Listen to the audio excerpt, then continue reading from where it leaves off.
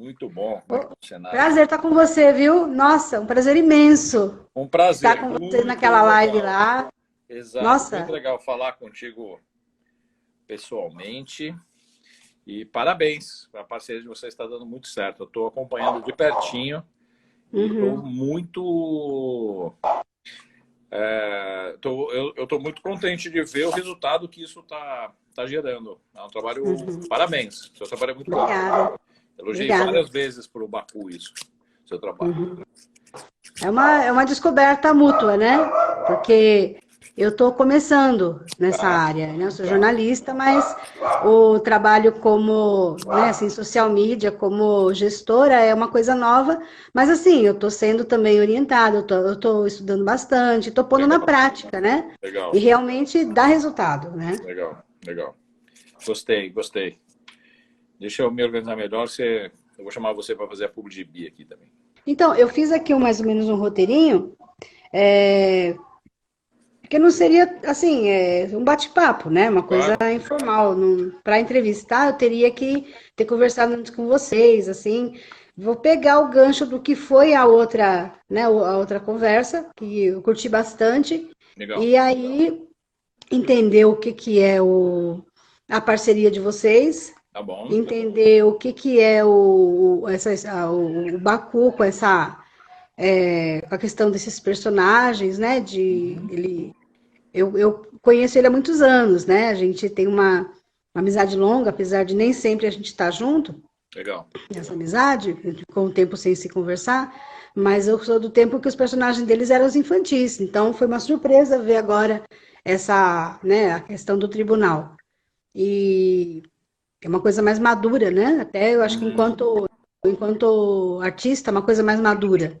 Sim. E aí pode estar contando um pouco como é que se deu isso tal, a falar da personagem, né, da Justiça, que ela tem toda uma história dela, né, que é uma história legal, e até para gerar esse envolvimento mesmo, né, com a revista, e no final a revista, né, o trabalho final, essa parceria de vocês, a editora, Acho que dá né, para a gente bater papo. Também conheço o Baku há muitos anos e o nosso reencontro foi gradativo.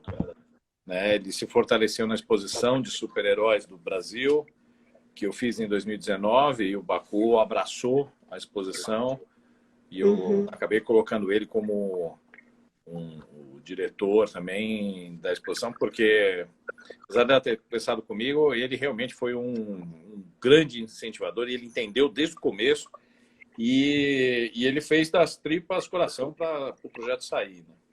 Ah, legal. que legal, a Luísa, que é uma atriz da Record, tá aí, ela acenou, muito legal. Luísa Ludmilla. E Uhum. muito legal, muito legal. Ah, assinando para você aqui, né, Lud Sairon, né? Exato. Uhum. Pessoal, legal que vocês estão entrando, tá? Fica aí, a gente está com questão técnica aqui resolvendo. A gente já começa. Para quem não me conhece, eu sou jornalista, sou assim, normalmente eu trabalhava bastante com redação, com comunicação institucional, trabalhei bastante com prefeitura, com até políticos também, fazendo campanha, né, fazendo assessoria de imprensa, e tenho 30 anos já de carreira profissional, né, bastante coisa, e agora, nesse tempo, nesse tempo agora, resolvi embarcar no marketing digital, né? Então, colocar toda a experiência de jornalismo, adaptando, conhecendo a realidade nova, né? Tem toda uma linguagem diferente, mas não se perde também o que a gente tem. Pelo contrário, eu acho que valoriza mais, agrega mais. E aí, faz um ano já que eu tô estudando, me capacitando, né? E estamos indo, né? E aí, colocando também essa questão do vídeo, que eu tinha um pouco de dificuldade nisso, né? E comecei, agora estou com um programa semanal e estamos aqui, né? Mais um passo hoje também, da gente estar desbravando novos horizontes, né? Tudo é válido, tudo é novidade, tudo é experiência, tudo a gente vai dando um passo, e a cada passo a gente agrega mais, a gente avança mais. Acho que o que você fez aí com a rede social do Baku é perceptível, a periodicidade, relevância dos posts, né? Tá mexendo com a cabeça dele, tá? Porque muitas vezes o artista, e eu defendo, assim como eu defendo você, eu defendo também a minha agente de licenciamento, porque muitas vezes o artista ele fica preso dentro do próprio universo ou dentro das suas próprias dificuldades. Não é simples você tem que criar, desenvolver, pensar no modelo de negócios, na comunicação. Então, ter parceiros, e no caso parceiras competentes, é um alívio para o artista. Durante muito tempo, eu sei que no Brasil a gente não consegue viver de arte, é muito difícil o trabalho ser altamente rentável, a ponto de você se dedicar exclusivamente dele. Mas é só com essas boas parcerias que o trabalho começa a trazer frutos e eu estou acreditando muito que isso vai acontecer. Parabéns para vocês. Mas é isso mesmo, a proposta é essa. A gente não muito pensa, né? Tenta fazer sozinho e não vê resultado. Porque é um trabalho que tem que ser feito minucioso, os posts têm que ser pensados, têm que ser planejados, tem que ter objetivo, tem que ter acompanhamento, né? E a pessoa que faz um monte de coisa e vai fazer isso, ela faz, mas ela não tem resultado, né? A gente vê, o Baku era uma pessoa que já postava diariamente, mas ele tinha um resultado assim de 2 curtidas, 3 curtidas, nenhuma curtida, tendo um conteúdo, né? Ele não falta conteúdo para ele, né? Não tem o problema de procurar o que publicar.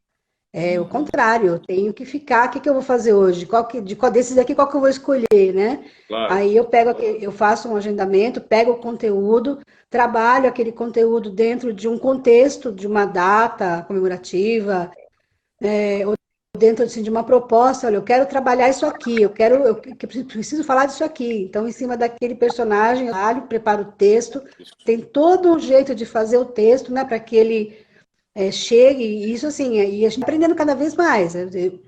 Essa área, assim, você faz, deu, segue em frente, não deu, você tenta de outro jeito. Exato. Porque a gente, não é só a questão de agradar as pessoas, né, que estão assistindo, que estão recebendo o conteúdo. A gente tem que também ganhar a simpatia da inteligência artificial. Perfeito. Né? Para a gente conseguir a informação chegar lá e ela o algoritmo precisa trabalhar a favor. Exatamente. Ontem eu fiz um post e domingo é dia ruim, engraçado isso. Eu fiz um post ontem no canal do livro e em 1 hora alcançou 1.600 entregas. Eu não esperava, né? Fiz assim rápido até, publiquei e foi maravilhoso. Para a gente que está começando, isso é maravilhoso, né? Agora, eu quero 2.000, 5.000, 10.000, eu quero. Claro. Entendeu? Então, para mim, não tem essa questão de... não, a gente está começando agora, mas esse é um campo muito grande, né? Eu acho então, que o mais legal da internet é que não tem tamanho, né? Exatamente. Porque você não tem tamanho. O que você tem, uma coisa que eu aprendi, e você refletiu muito bem, se você tem constância e relevância, você acaba criando o seu grupo, né? Você formando o teu leitor e acaba tendo aí seus seguidores. O problema é que o artista, ele tem um fator emocional, né? Muitas vezes ele até é racional, até ele sabe como fazer. Eu conheço vários artistas no Brasil, vários. E eu posso te dizer que 80%, 90% tem o problema do fator emocional. Ele desgasta, estamos numa pandemia, com uma dificuldade de ganhar dinheiro, e aí 1 dia, 2 dias que ele deixa de falar, o próprio algoritmo que você comentou, ele entende que ele não é regular. Então, se não é regular, então vou dar atenção para quem é regular, né? É matemático isso, né? Então, muito legal. O Gilson entrou, o Cláudio entrou. Estou vendo aqui, Multiverso entrou também. Legal. Ludmila, Fábia. Legal. Gato Negro, joia, bacana. E o Baku entrou e saiu, né? Tá. Pois é. Então, Lud, eu vou aproveitar aqui para mandar uma mensagem indireta, mais direta para ela. A gente ficou de conversar pessoalmente. Ela é uma atriz que está se destacando aí nas redes sociais. Ela trabalha muito bem nas redes sociais, mas ela é uma artista, ela sofre como todo artista. E ela está se despontando aí como uma atriz na Record. E eu estou longe aqui, eu não esqueci da nossa conversa, eu só estou organizando as coisas para que a gente possa conversar melhor. E o Baku, o que aconteceu? Piê entrou. Boa, Piê. Beleza? Maurício, beleza? Tudo jóia? E agora, o que eu vou... Enquanto o Baku está entrando, a gente vai falar um pouco da nossa parceria aqui. Então, em 2019, logo depois da exposição, já tinha programado vir com a minha família aqui para o... Negro Gato. Eu falei Gato Negro? Se eu falei Gato Negro, eu errei. É Negro Gato. E então, eu saí em 2019 e aí eu vim para o Canadá, que já era um projeto bem construído com a minha família, né? E não é fácil, a mudança não foi fácil, não foi repentino, mas eu tive uma ajuda aí do atual governo, né? Eu achei que é melhor criar uma certa distância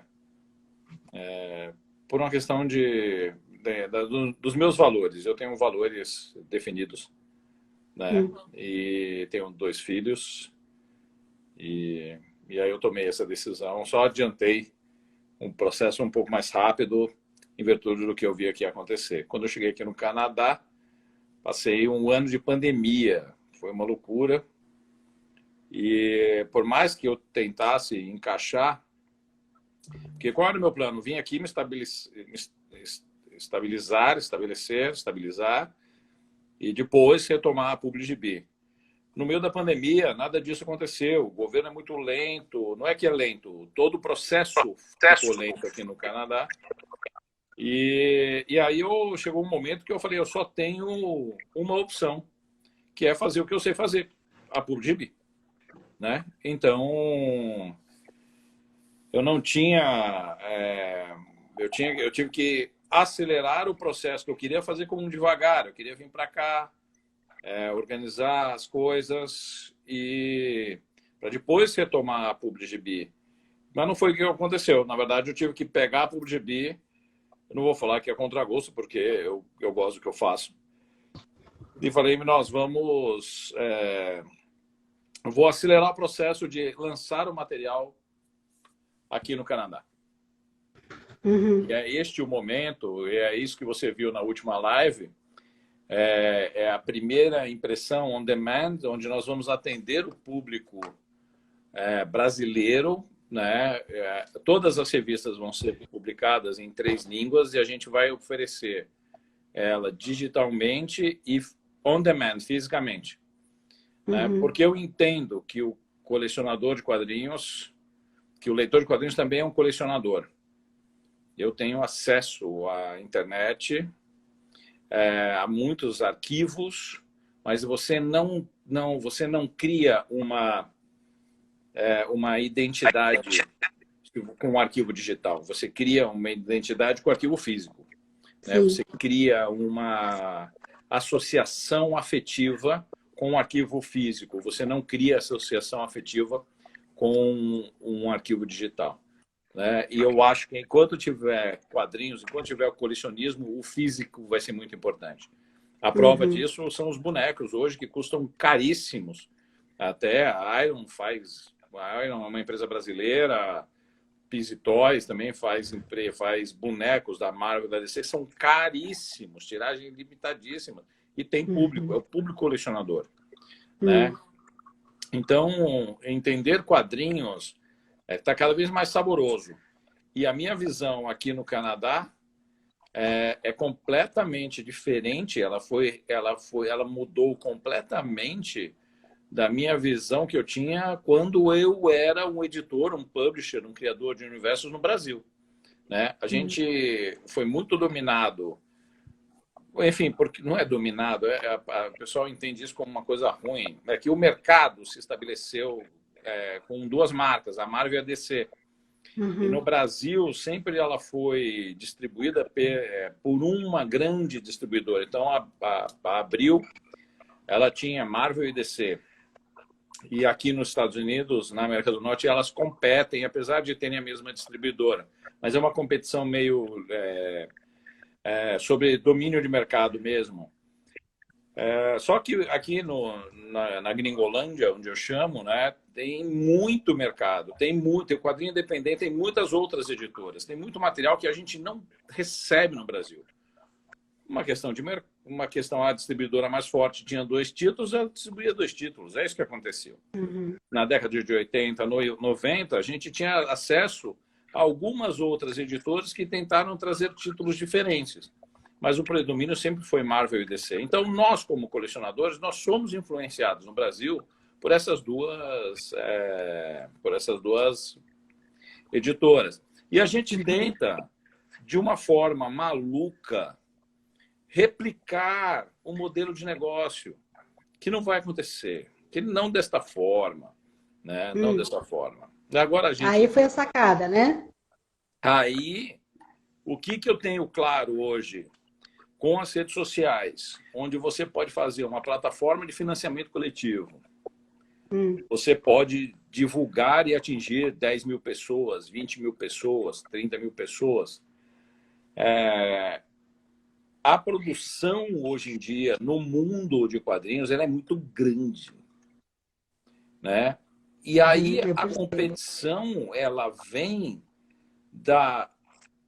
do quanto você se destaca, o quanto você cativa o seu público, aquilo que você estava conversando um pouco, o quanto você entende o seu público e o que ele quer. Não o que você quer que o seu público queira. Isso. Entendeu? Isso é muito complicado. Isso. Eu quero que o meu público queira gostar do meu personagem Amanhecer. Mas o meu público quer o Arara. Você tem que saber encontrar aquilo que vai tocar o seu público, fazer ele se apaixonar pelo seu personagem. Claro, claro. Isso é uma construção muito gostosa de ver, e é gradativa. Não adianta tentar, vou tentar fazer isso de uma hora para outra. Não vem assim. Né? E aí, a minha parte hoje além de criar meus produtos, fortalecer um sistema de distribuição para alguns artistas que eu já entrei em contato, para criar um modelo de negócios que depois eu vou conseguir oferecer para outros artistas. Né? Então, o que eu estou falando eu estou construindo ponto de venda, relação entrega, relação com os proprietários, construção de público, marketing do quadrinho nacional, né? Lô, boa! Aliás, a torta do Lozic, que falou boa, ovo. Ovo é o meu apelido, né? Ele... meu apelido, quando eu trabalhei com um jornal, era meu apelido de faculdade, eu passei 18 anos trabalhando com jornalismo. Sério? Eu trabalhei comecei minha carreira no Notícias Populares. Poxa vida, eu conheci. Eu cheguei a visitar a redação do NP. E enfim, 18 anos na minha vida foram em redações. Eu amo redação. E eu estava falando que a torta do Lô, ela tem uma campanha que ele fez agora que eu achei muito importante, que ele distribui marmita no CEAGESP para os moradores de rua. Com qualquer ajuda, qualquer quantia, pode ajudar a torta. Dá uma procurada lá, que é uma iniciativa muito legal. Muito Legal, vou nobre, procurar sim. né? Obrigada aí por estar com a gente. E o que eu entendo é que aqui, assim, vamos lá, putz, eu estou falando muito e talvez você queira fazer perguntas. Eu estou falando que quando o Bacu não chega, né? Estou esperando o Bacu chegar. Então, você me pergunta e a gente vai falando aqui. Não, mas você tá super, para mim tá interessante, né? Você, aliás, assim, estou conhecendo você agora, descobri que você é jornalista, poxa, é meu colega, sou. né? Puxa. E o que eu entendo é, vamos lá, quando eu cheguei aqui, eu estava completamente envolvido. Eu fiz uma exposição Super-Heróis do Brasil, onde eu chamei 20 outros criadores de universo para apresentarem seus personagens. Apresentarem para quem? Para um público que não conhecia, né? Não foi uma exposição dentro de uma... foi uma exposição dentro de uma convenção. Foi uma exposição dentro do shopping Continental, na divisa com Osasco. E os artistas participaram.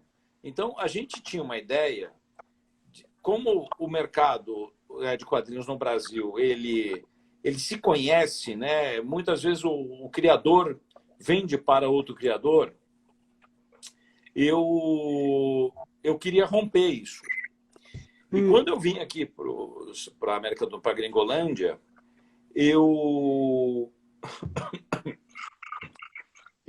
queria entender como que o resto do mundo, não é o resto do mundo, né, mas como essa parte do mundo enxerga o quadrinho brasileiro.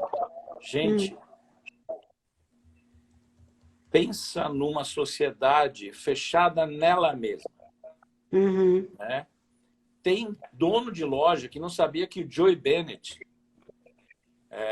que é um famoso por ter feito o Imortal Hulk, ele era brasileiro. Como na década de 80, para como é que a gente chama? Estourar no mercado americano, eles tiveram que mudar o nome. Então, o americano acha que Joey Bennett ele é, no máximo, um latino, tipo a Rihanna, caribenho, latino-caribenho, América Central. Aí você fala que o cara é brasileiro, o cara é dono da loja. O cara vende o produto. O Mike Deodato, né? O Mike Deodato... Teve um cara que falou, Mike Deodato é brasileiro. Eu falei, mano, não é possível, você é dono de uma loja, você vende quadrinhos. Né? Então, os caras sequer sabem corretamente. Eu estou falando não do cara, estou falando de dono de loja. Ele não sabia que alguns caras que eram nomes que a gente cultua eram brasileiros. Imagina, então, falar de personagem brasileiro aqui na América do Norte. Sim. É uma missão, eu me sinto um bandeirante. Na verdade, você é um desbravador, né? Eu me sinto isso, assim, um desbravador. Bandeirante, hoje em dia, bandeirante não é uma boa coisa, né? Hoje em dia, ele é um saqueador, assassino, estuprador. Então, eu me sinto muito mais um pioneiro. Né? Sim, pioneiro, então um desbravador, porque você está indo numa área que ninguém conhece, mas o legal é você estar servindo de elo, né? Para que, poxa vida, quanta exposição, né? Quanta exposição é possível fazer a partir disso, não só para você, mas como esse lugar que você está encontrando, sendo um canal para que os outros, né, que tanta gente aqui que eu estou conhecendo agora que trabalha, né, que cria seu personagem e que quer crescer, dá esse salto de qualidade, né? Porque você está no local onde as coisas acontecem, né? Sim. Então isso é muito legal, a sua posição que você está colocando hoje, né? De se pôr à disposição e oferecer, né? Oferecer a Publigibi, oferecer toda essa... Tô aceitando ele aqui de novo, vamos ver se agora vai. Vamos ver se ele entra. Eu acho que o empreendedor, ele não para, né? Como eu disse, não era o que eu queria, era o que eu queria estar fazendo, mas não nesse momento. Eu queria fazer isso mais para frente. Aí. Diga oi. Ah... Isso, fala. Danilo é meu irmão. Marina, como é que tá o bebê, minha Marina? Olá. Sol, oiê. Muito legal, muito legal. A galera participando, muito gostoso. Então, o que eu acho é o seguinte, desse meu trabalho, eu vejo como um trabalho de consistência, né? É um trabalho de formiguinha, mas que daqui a 5 ou 10 anos ele vai trazer algum resultado. O que eu posso dizer nesses primeiros meses de iniciativa da PubliGB Internacional? Que é até chique falar PubliGB Internacional. A primeira coisa que eu percebi é que quem tem acesso aos personagens que são criados no Brasil, seguindo os modelos de super-heróis que nós concebemos, porque nós consumíamos Marvel e DC, eles se surpreendem. Porque hoje a gente fala uma linguagem, a gente tem uma linguagem de quadrinhos que o gênero sempre vai apoiar, tem uma certa ingenuidade nos quadrinhos brasileiros e eles gostam desta ingenuidade. Tá? Quadrinho de super-herói é um gênero. E ele é um gênero que tem algumas características. Era que nem assistir filme de Bang Bang, que nem assistir filme de Kung Fu, que nem assistir filme medieval. Você ia assistir filmes de gênero porque você quer, ou um que todo mundo sabe, molecada, a juventude sabe, gênero de zumbi, gênero de terror. É um gênero com linguagens específicas. Super-herói é um gênero com linguagem específica. Hoje, quando a gente vai assistir um filme da Netflix, os grandes seriados da Netflix, você tem autores que são muito provocativos, que eram muito provocativos no gênero de quadrinhos. Sim. E aí, todo mundo que quer fazer quadrinho hoje em dia pega as séries da Amazon e da Netflix e tentam ser mais ousados do que os próprios autores que eram ousados nos quadrinhos. Quando, na verdade, o mercado ele não quer ousadia o tempo todo. O mercado quer personagens com histórias simples, onde o bem vence o mal. Né?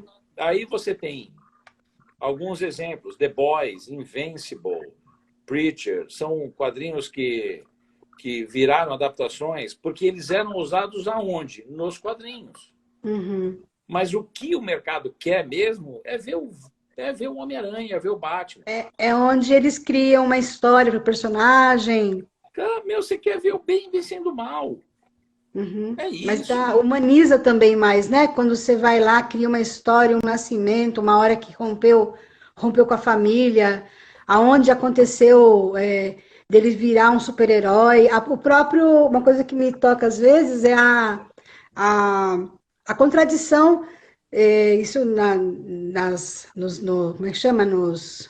Os Vingadores, eles eram condenados a ser heróis, porque na verdade eles não pediram para passar pela experiência de receber um dom que fazia com que eles tinham superpoderes.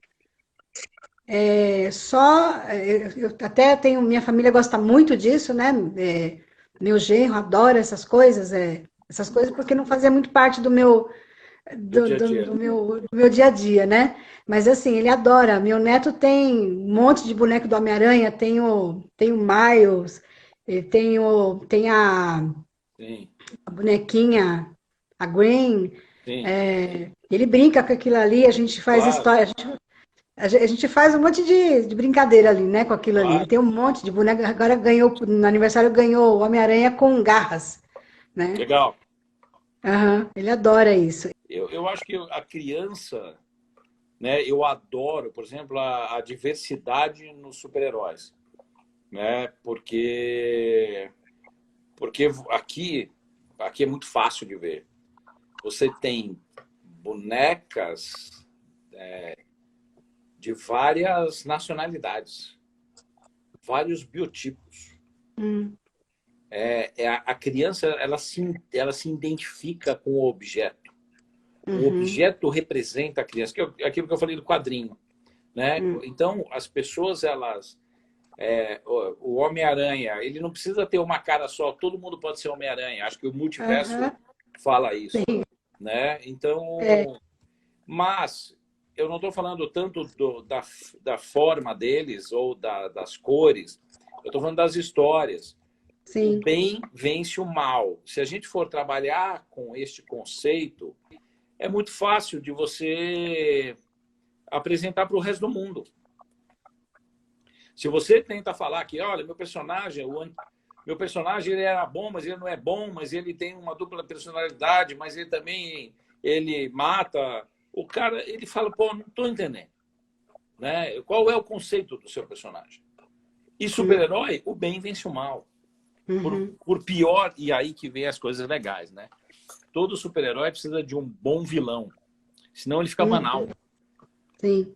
Né? E o bom vilão não é o vilão espalhafatoso, ele é o vilão que tem um propósito definido. Por quê? Porque o leitor entende rapidamente qual é o propósito definido do vilão e torce para que o herói vença o vilão.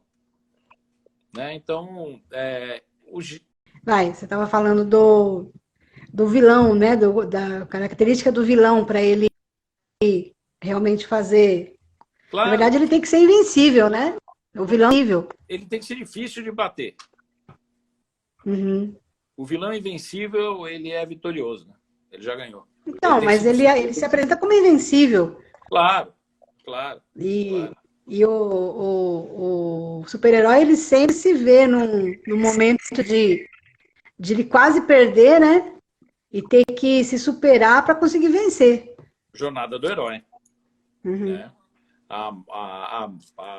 O vilão, o herói, ele só se percebe herói quando ele vê que ele tem um defeito que ele precisa melhorar. Ele vê que ele tem uma característica. Qual é a diferença do herói pro vilão? Isso aí é uma brincadeira boa que você comentou. Se o vilão ele é invencível, ele tem um ponto fraco. Quando o herói percebe que ele não é invencível, ele se adapta e aí ele vence.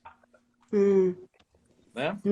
Agora, gente, para todo mundo que faz quadrinhos aí, já é difícil mostrar quadrinho brasileiro para gringo ver. Se você vai fazer um quadrinho brasileiro confuso, o gringo não vai querer ver. Ele já tem os personagens dele. Entendeu? Então, façam histórias simples, com começo, meio e fim. Né? Criem o mínimo aí para apresentar o personagem. Informação sobre o uniforme, background do personagem. Faz um model sheet, uma historinha curta de apresentação. Em inglês, aqui eu estou morando no Quebec, então a gente vai traduzir tudo para o francês também. Você quer mostrar pro gringo, né? Quer mostrar pro leitor internacional, é você que tem que oferecer esse serviço. Senão ele não vai atrás. Entra no meu site e dá uma olhada, ele não vai atrás. A gente tentando falar, eu não sei, foi um pouco difícil para poder contribuir, mas fala um pouco do produto dele, né? Como é que você viu? Eu peguei agora há pouco assim, os elogios que você fez, né? A personagem, e eu também acho ela muito envolvente, né? A história dela é bem por aí, né? Uma menina, Isadora O'Hara, e ela passou por uma experiência de perder o pai foi assassinado e ela quer desvendar aquilo. E nesse processo ela acaba se descobrindo uma heroína, né?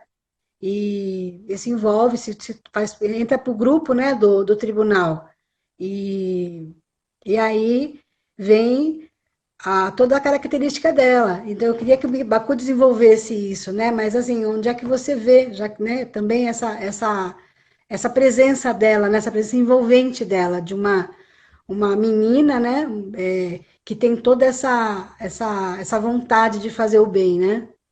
A, a primeira coisa que eu acho muito legal de comentar é que pode causar um certo estranhamento nas pessoas que vão ler a Justiça.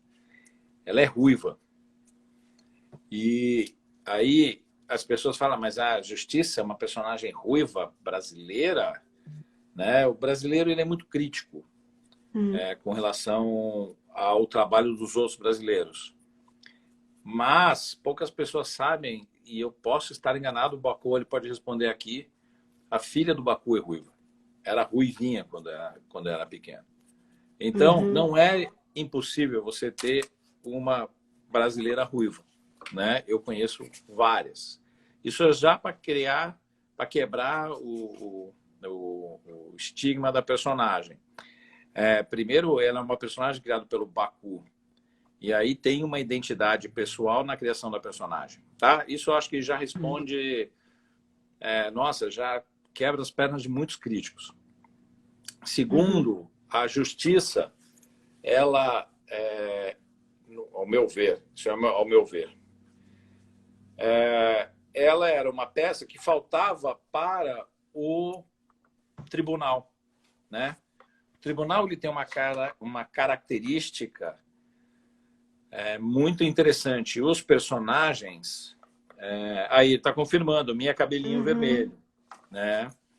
O tribunal tem uma característica de personagens que são pessoas que, de certa forma, se sentiram enganadas pela morosidade do processo, pela corrupção do processo, tiveram grandes perdas, né? Pelo sistema, né? Pela estrutura da justiça oficial, né? Eu comentei aqui, eu trabalhei muito tempo, comecei minha vida no Notícias Populares. Histórias de perdas violentas que poderiam ter sido evitadas, a gente vê até hoje, né? Histórias de corrupção. A política brasileira é recheada disso, porque o político ele é o representante do povo. Ele não está lá porque ele tem benefícios. Ele tem alguns benefícios porque ele representa justamente a população que fica horrorizada com o roubo, com o dinheiro escondido, com o laranja, com a violência gratuita, com ser protegido por leis que outras pessoas não são, né? Porque isso é um benefício. Você ser político, na verdade, deveria ser um motivo de orgulho, né? Deveria ser a pessoa que foi eleita para qualquer coisa. Ela deveria valer, né? Ela deveria valer. O bem comum, o bem na sociedade. Esse é o princípio, né? Daniel, né? Daniel falando, eu acredito que a gente fala muito de liberdade. Minha mãe é francesa, meu pai era húngaro, né? Então fui criado de uma forma como um estrangeiro no Brasil. E eu escuto muita gente falando de liberdade e igualdade. E eu sempre vou falar isso, gente. Sem fraternidade, a liberdade e a igualdade são armas que podem ser distorcidas. Você precisa olhar para o próximo para poder gerar igualdade. Você precisa olhar para o próximo para gerar liberdade. Se você tiver fraternidade, você não vai ofender o próximo em nome da liberdade. Se você tiver fraternidade, você não vai fazer com que um cadeirante more no segundo andar de um prédio e você mora no primeiro andar. Né? Você vai facilitar a vida daquele que tem uma individualidade, porque isso chama fraternidade. As pessoas esquecem isso. né? E aí, sim. quando você pega o tribunal, agora que eu já fiz a minha lição social, Sua análise? minha análise social, se você pega o tribunal, são pessoas que se sentem injustiçadas, né? Que foram, de certa forma, porque elas tiveram grandes perdas, né? E elas decidem fazer, então, justiça pelas próprias mãos. E aí faltava o elemento, porque senão vira guerrilha, né? Faltava a justiça participar do tribunal, né? Senão você vira uma guerrilha, vira uma guerrilha. E neste elemento, aí tem uma análise do grupo do tribunal com a justiça. Numa peça de jogo de xadrez, cada peão, cada peça, né? Num jogo de xadrez, cada peão tem um movimento específico. Peão não, cada peça tem um movimento específico. O peão anda uma, duas casas da primeira jogada, uma. O cavalo em L, o bispo na diagonal, a torre reta. Isso é uma regra. Até foi criado pela DC um grupo chamado Checkmate, né? Que é exatamente um grupo de justiceiros baseados em cima de peças de tabuleiro. É muito legal. Quando eu vi o tribunal pela primeira vez, eu entendi que o Baku tinha uma joia na mão. O Baku, ele pegou uma ideia simples, que foi colocar o juiz, o júri, o carrasco, no mesmo grupo, né? Tem o defensor no mesmo grupo. O pássaro da noite, na verdade, ele é um elemento, um elemento externo, como se fosse alguém que fica atrás para defender, na retaguarda deles.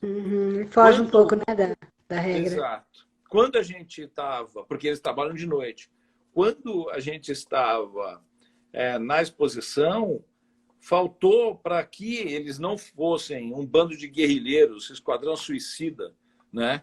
Matando todo mundo porque eles se sentiram injustiçados, faltava o elemento, que era a própria justiça. Ela no meu entender, como criador e como roteirista, ela é o elemento de cola para os caras não se tornarem um bando de assassino, né?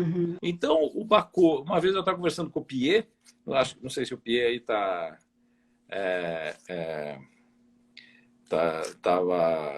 ainda aí com a gente. O Wagner está aí falando do Judge Dredd. O Judge Dredd, na verdade, é uma leitura exagerada dessa justiça. Eu sou a lei, ele é o juiz e o executor, ele é tudo, né? Ele é tudo. E uma vez eu estava falando com o Pierre que todos os criadores têm uma inveja do Baku porque ele conseguiu sintetizar elementos, criar um grupo com elementos simples. Nossa, né? Agora eu senti orgulho do meu amigo, viu? Não, é verdade, assim. Poxa vida. Ele não acredita quando eu falo isso, mas a gente fala assim, todo mundo tem uma inveja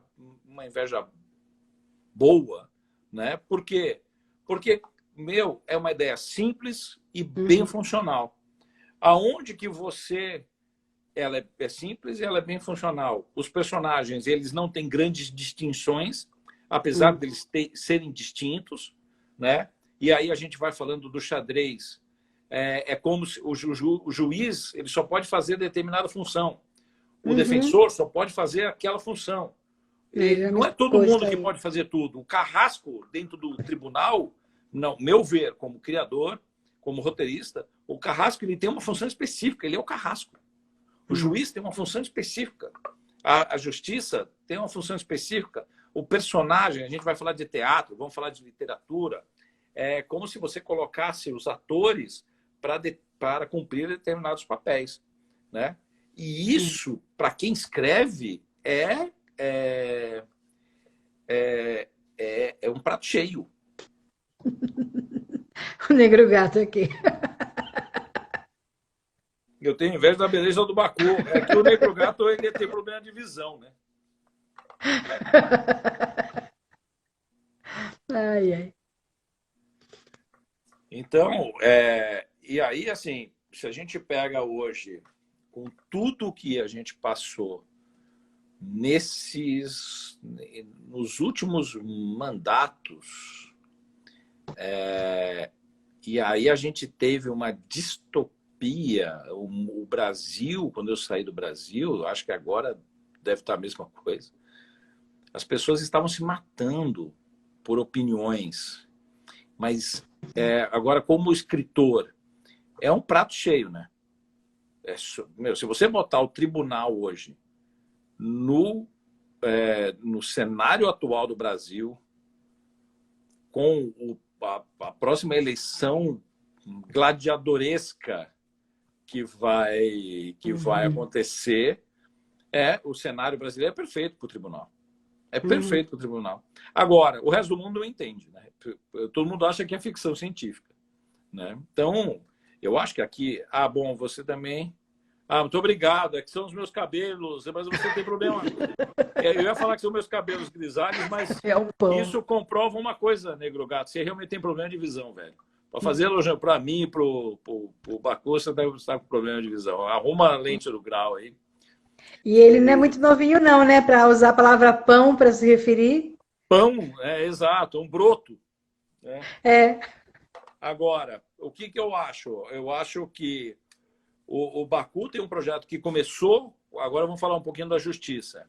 O Baku tem um projeto que começou com a justiça, que foi chamar outros escritores para desenvolverem histórias do tribunal.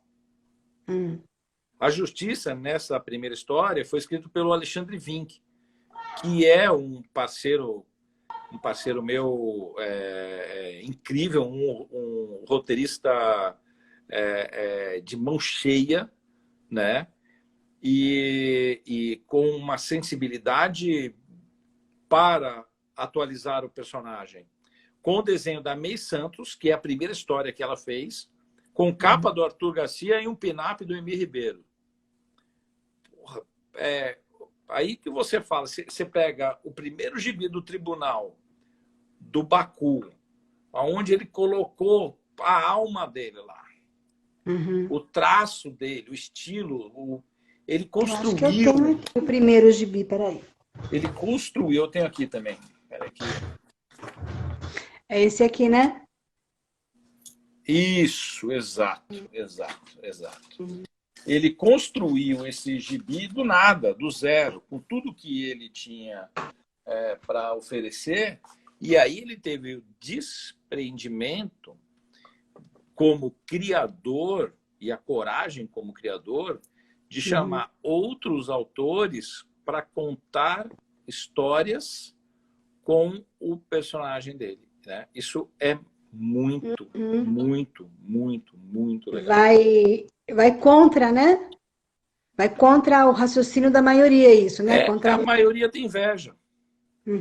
Né? O Piet, por exemplo, o Bacu está falando aqui, o Pássaro da Noite, a história do Pássaro da Noite, roteiro do Piet.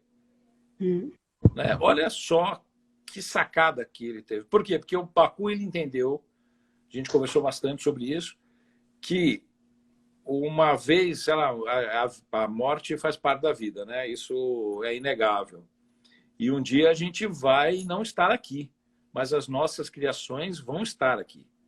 Né? Os nossos personagens, eles são eternos, né? A cultura é eterna, né? Então, o que você tem é uma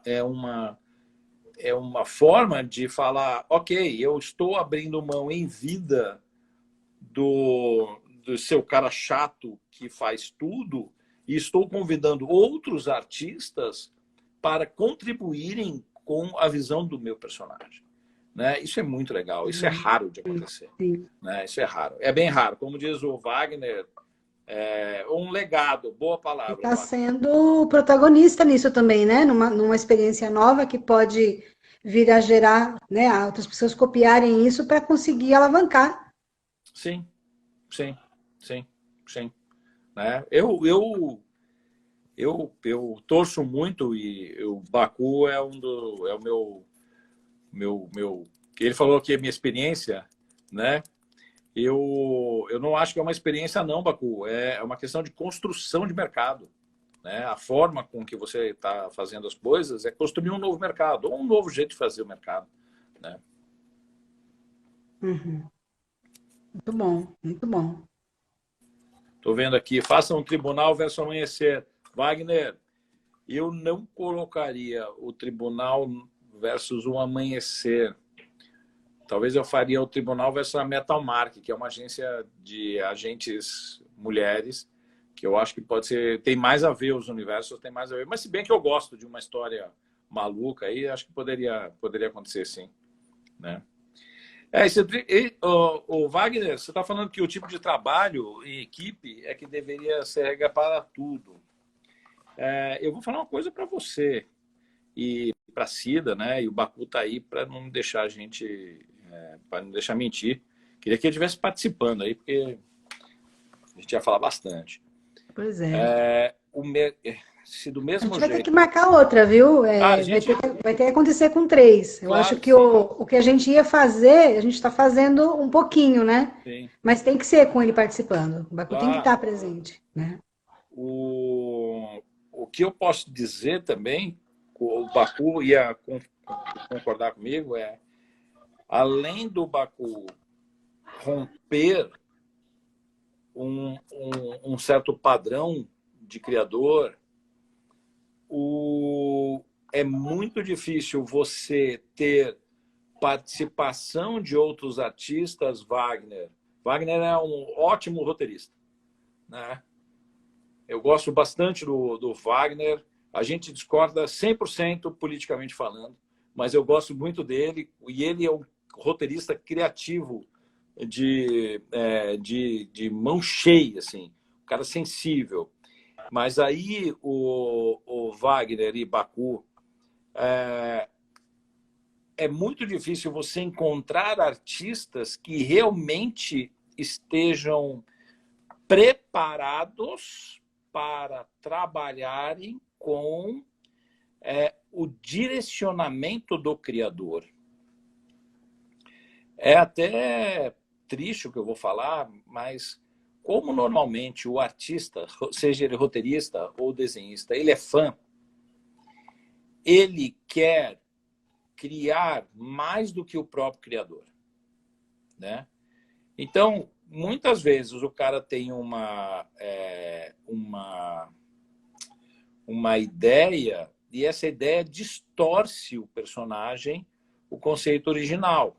Uhum. E aí, se o criador vai falar isso para ele, ele se sente ofendido. Né? Então, é como se o criador tivesse que dar 100% de liberdade ao convidado, quando não é o caso. Uhum. O pessoal sai do controle mesmo. Não só sai do controle, como começa a falar besteiras nas redes sociais. Na famosa sociedade do cancelamento, hoje é desestimulante você oferecer parcerias para novos artistas. Por quê? Bom, primeiro ele vai ficar ofendido com qualquer coisa que você vai falar. A maioria, hein? A maioria, não é todo mundo, tá? Mas a minha experiência diz que falta maturidade, não em todos têm essa maturidade. Talvez seja isso. Maturidade que a gente diz é estrada profissional, né? Trabalhar em equipe, conhecer. Eu acho que tem regras, né, que tem que ser respeitadas, né? Mas por mais que você seja claro, ele vai querer mudar. Então, fica aí uma dica. Hoje, na PubliGB, pela minha experiência, eu só trabalho com quem eu confio. Eu só trabalho com quem eu confio. porque precisa ter muito ano de estrada para estar hoje na PubliGB, porque senão você se estressa. Você se estressa com coisas que você não deveria se estressar.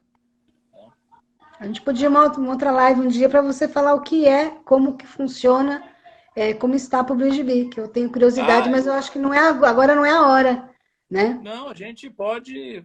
É gostoso bater papo. Até para estar dando assim, vamos, né, abrir para as pessoas, né, que talvez nem todos conheçam também. Sim. Uma coisa que eu acho muito interessante e poucas pessoas comentam.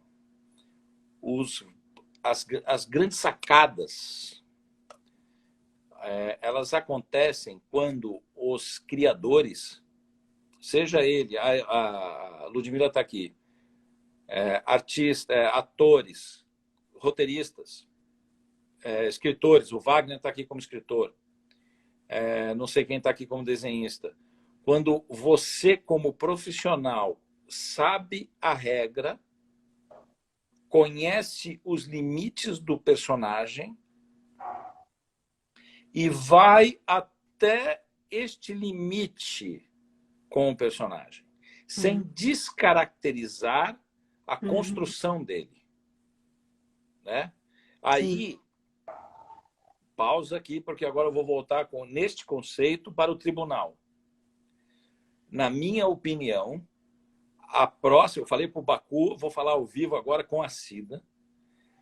O que eu acho que a gente deveria fazer era pegar cada uma das pessoas que vestem os mantos do juiz, do defensor, e humanizar estas pessoas, apresentar o ser humano embaixo da máscara para fazer o leitor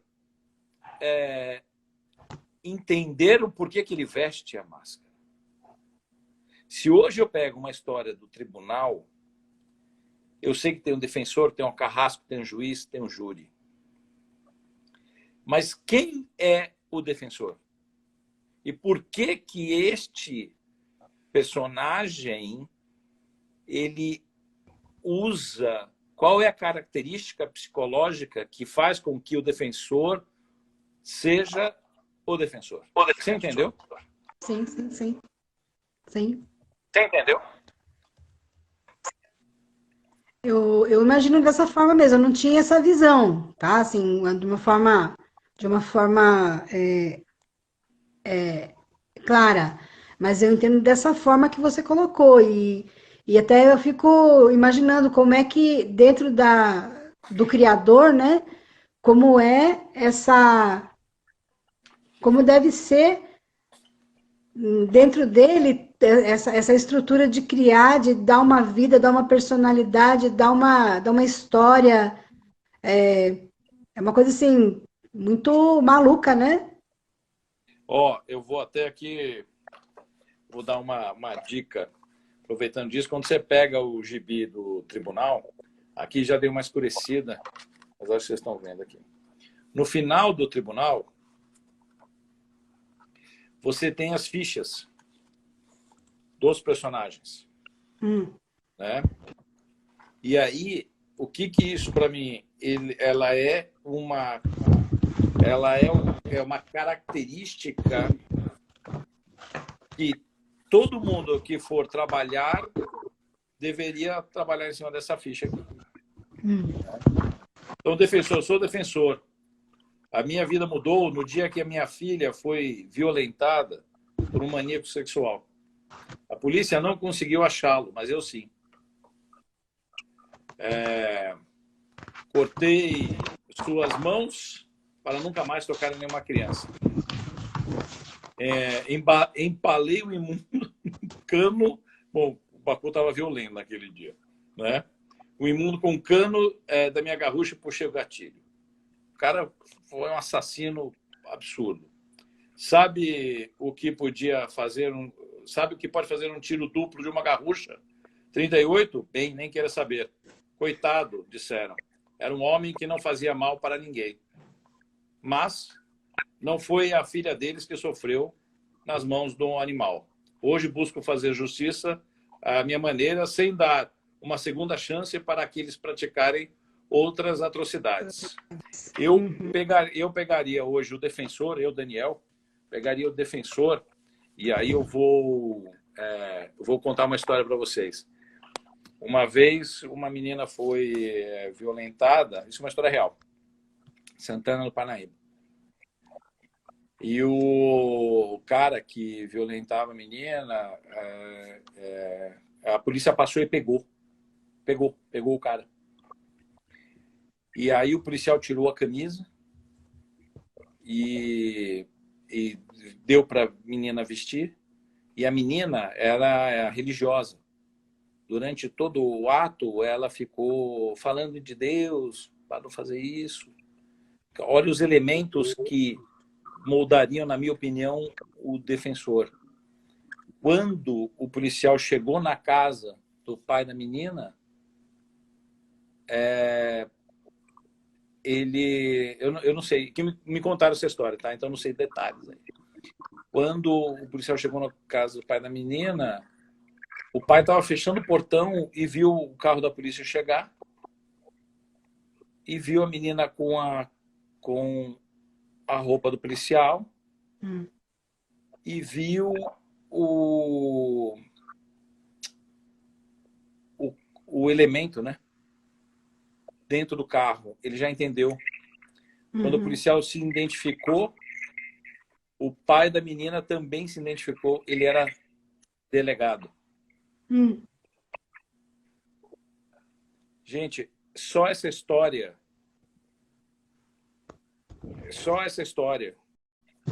cria um novo prisma para o defensor, né? E aí, quando o Baku escreveu O Defensor, muitos anos atrás, ele tinha a fúria da juventude, né, dentro do personagem. Eu acho que de todos, o defensor é o mais psicológico. Será que ele mataria o bandido? Ou ele jogaria o bandido na prisão, na pior ala da prisão? Hein, Baku? Será que hoje o defensor não... Só uma pausinha aí, eu queria só cumprimentar aqui. O meu povo está entrando aqui, ó. A Cássia. Legal. Cássia é uma psicóloga, grande amiga, e ela teve, olha só, ela foi na exposição Ai, que que aconteceu legal, que lá no delícia. Continental. Na primeira live que eu fiz com o Baku, ela participou, ela falou, eu fui lá, eu vi, adorei, né? Que bárbaro. Obrigado, Cássio. Pois é. O Elton também acabou de entrar aqui, é um parceiro muito querido. Apareceu também Eu Tesouro, que é o William Barbosa, parceiro meu também. Eu não sei se ele ainda está, mas ele entrou também. Então, gente, legal que vocês estão aqui. Eu estou conversando com o Daniel Vardi, né? Isso, Que vai. se fala. E o Carlos Bacu, que alguns já conhecem, sobre o lançamento da última revista dele, que foi feita lá no Canadá e logo vai estar sendo vendida aqui no Brasil. Então, só para situar vocês, tá? Aliás, eu acho que eu não sei como é que está o nosso tempo, né? A gente está aqui. Fala, Baku. Baku entrou. Fala aí, Bacu, acho que agora vai. Acredito. Ponto final. Boa noite para vocês. Acho que está de terminar, né? É um prazer enorme aqui com vocês, mesmo que seja no final. Eu assisti tudo, ouvi tudo. Eu vi tudo, ok?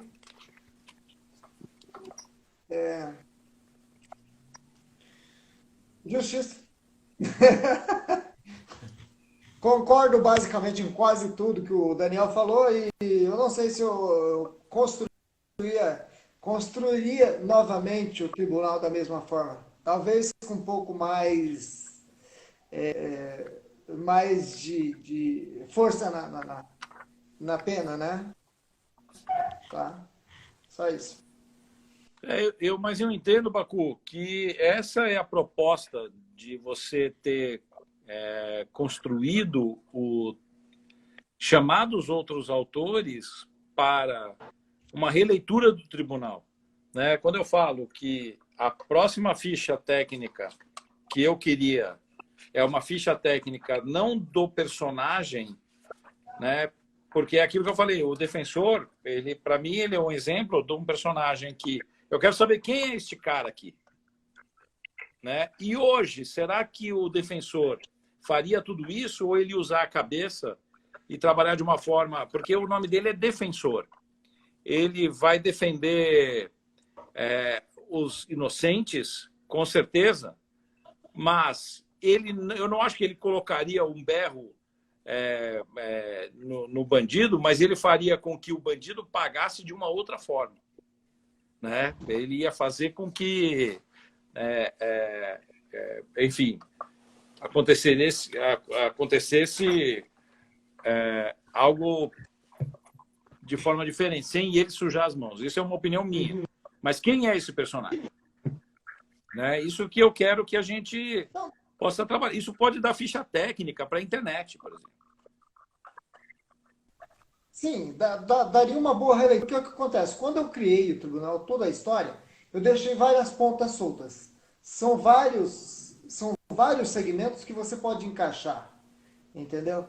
Eu sempre gostei daquela versão da Marvel, o que aconteceria se o Vigia fosse isso, se o Aranha fosse aquilo. Então, quando eu construí toda a revista, todo o enredo, toda a história, eu deixei esses espaços em branco, essas pontas soltas, para que a gente pudesse usá-los, né, sem tirar a essência do personagem, de toda a equipe, entendeu? E o complemento, que foi 20 anos depois, saiu a Justiça, né? A mais bonita de todas as heroínas do mundo. Então, Bacu, agora é com você. Aproveita o tempo.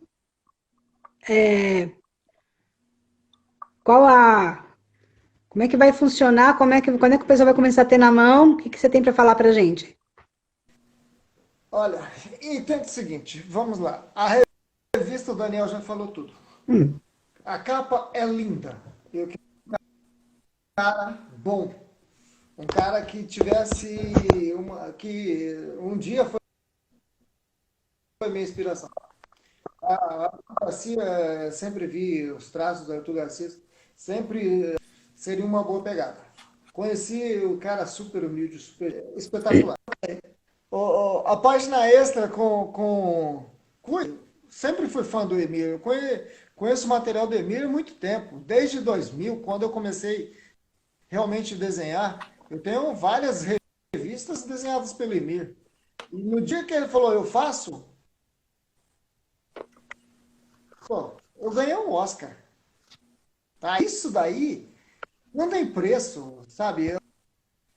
Reconhecimento, né? Na hora que eu via a página desenhada pelo Emílio, eu falei, puta que pariu, né? Ganhei o passa-régua, não preciso fazer mais nada. Então, o complemento é perfeito. Todo o desenho, toda a história, o enredo, né, do Alexandre Vinck, nos traços da May Santos, ficou, vou dizer o quê? Perfeito. E aí tem um desenho de um desenhista espetacular, Carlos Bacu, cartunista também, né? A revista é o seguinte, para ter na minha coleção. E emoldurar, deixa lá, entendeu? Feito aqui, a partir do segundo semestre do mês de maio, a gente não sabe, a gente continua, a gente faz outra coisa. Né? Segunda quinzena de maio, né? Acredito que segunda quinzena de maio ela tá uns dias, mais um mês, né? Eu acho que Bom, gente. cortou, né, a parte do Baku. Mas, então, o que eu vou avisar para o pessoal? Depois a gente até refaz a live com ele mais... É isso, com ele mais conectado. aqui a gente... As revistas, elas têm hoje, pela PubGB, distribuição digital no Brasil, em 17 bancas digitais. A gente fechou o acordo na semana passada com uma grande parceira. A gente vai ter distribuição na América do Norte. E a gente pode estar noticiando isso? A gente pode estar acompanhando isso, tá? Porque é muito legal. Pode. A gente conversa depois. E a gente vai começar a oferecer aqui para os leitores que moram nos Estados Unidos e Canadá o quadrinho físico como item de colecionador. A gente está pensando em fazer algumas diferenças nas publicações que forem impressas no Brasil e no Canadá, justamente para o pessoal, para ser um item de colecionador diferenciado, né? Então, a gente vai ter, sim, elementos... item de colecionador mesmo, fazer vamos testar aqui aqui na América do Norte, vai testar sem fazer crowdfunding. Isso é on demand mesmo, a pessoa vai, compra, recebe em casa. Se ela quer digital, recebe digital. Se quiser físico, recebe físico. Mas isso não descarta da gente estudar outras publicações com crowdfunding. Conforme o personagem vai ganhando força, né? Conforme o projeto vai ganhando força, vai ganhando estabilidade, vai ganhando reconhecimento no mercado, a gente fica com mais vontade de criar para o Baku. O Wagner, ele realmente é um cara que pode contribuir com histórias boas. Ele é um escritor muito interessante. Tem outros escritores para a gente considerar, mas tudo vai depender do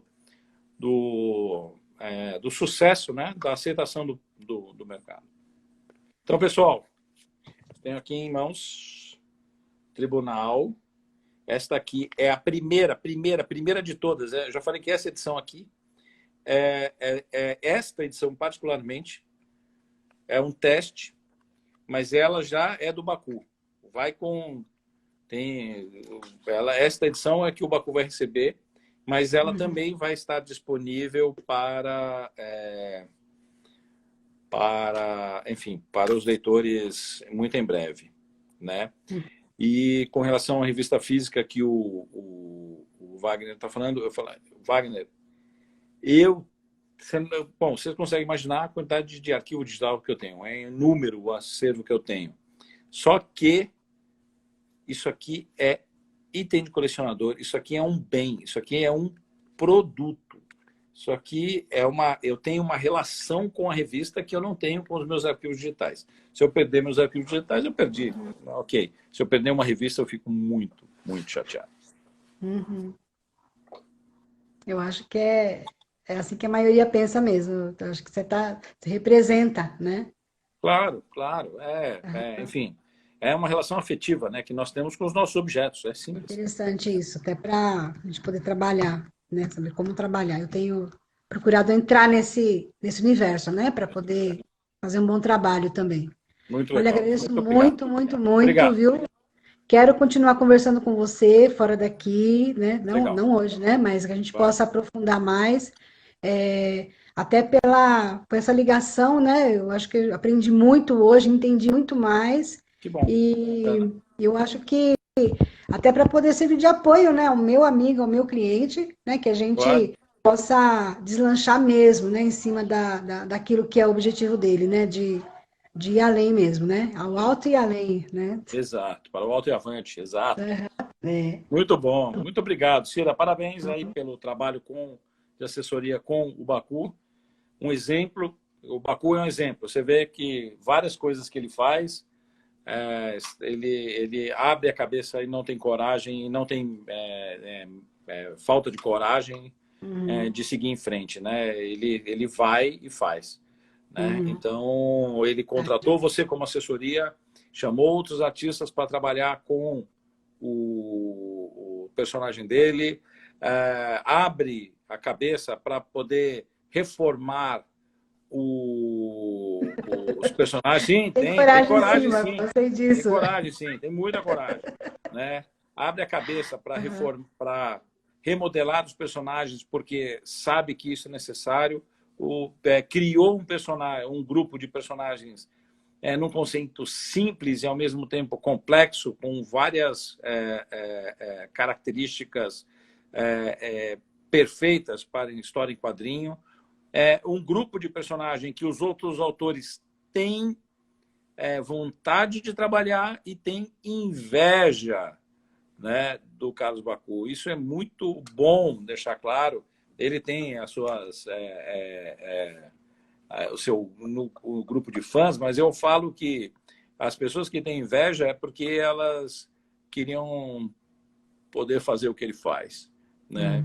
Mas só o Bacco faz, né? Com o tribunal teve essa sacada e está criando cada vez mais. É muito legal isso. Eu acho que o pessoal tem que ir atrás, né? Tem que aproveitar aproveitar a ideia até, porque cada um tem seu talento, né? Cada um tem uma pessoa buscar aprender com a experiência bem-sucedida dos outros também.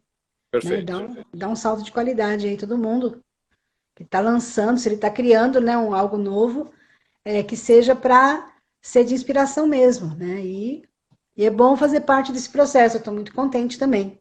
Que legal, parabéns. Muito bom. Muito obrigado pelo bate-papo. Bacco, um abraço para você. Fica bem. Aos que participaram, muito obrigado por terem vindo. Wagner, um abraço. Lud, beijo.